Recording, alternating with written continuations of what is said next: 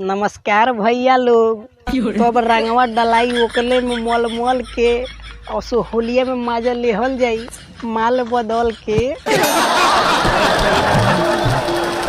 हाँ तो ये तो बड़ा ऊंच विचार बा ये भैया।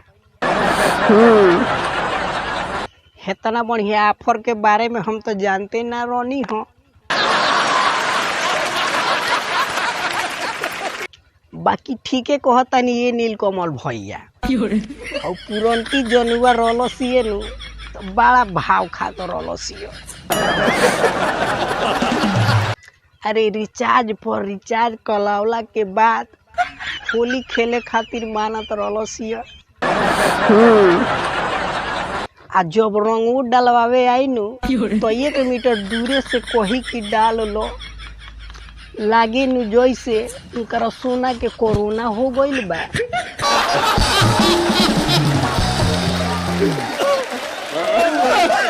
सारा हमारा रिचार्जो के पैसा ना वसूल होत रहल हो। हम तो सुखले सुखले जियान हो जात रहनी हो। बाकी जब से ही हम गाना सुनले बानी नु हमारा मन में तो रसगुल्ला जैसन फील होता।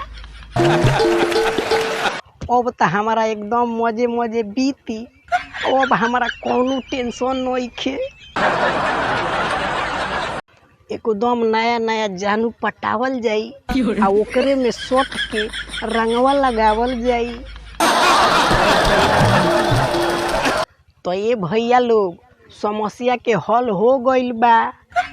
अब देर मत करी लो जाई आ मौका के फायदा उठाई।